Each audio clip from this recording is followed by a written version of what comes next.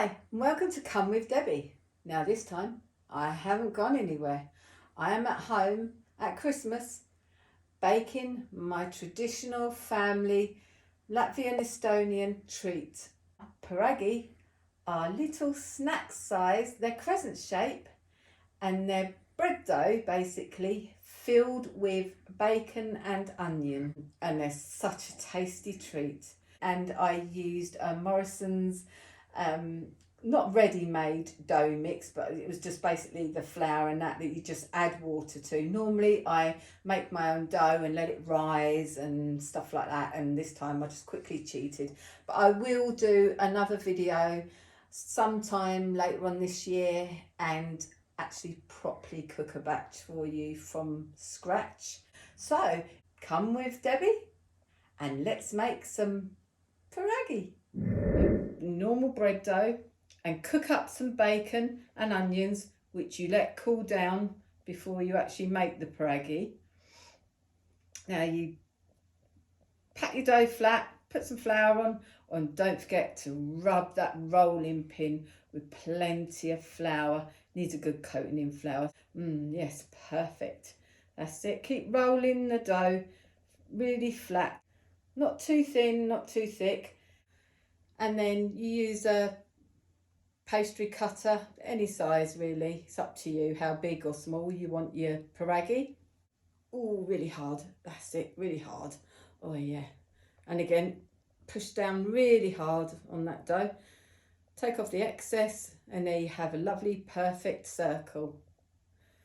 Then you get some cooked bacon and onion, which is already gone cold, because otherwise it makes the dough gooey and yucky if it's too hot.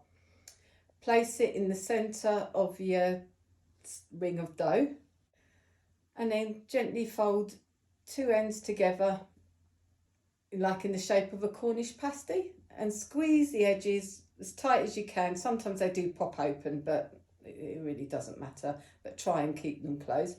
And there you have a perfect crescent shape Piragi ready to put in the oven. As you can see, I've already made quite a few on the tray.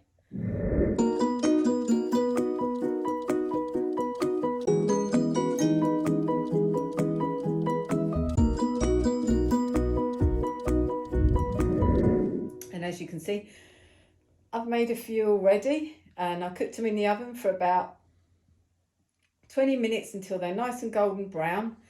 And then while they're cooling, or before they cool off, just lightly spread them with a brush with some lard. It sounds disgusting, but it's so tasty. It gives them a little sheen and it makes them taste absolutely gorgeous. These bready, bacony little crescents of wonderfulness, these little treats that we have, our traditional Latvian and Estonian celebratory treats that I always make them at Christmas and any celebration like birthdays, Christmas, Easter, whatever. And obviously this time I've made them at Christmas. Now there they are, those gorgeous traditional Piragi.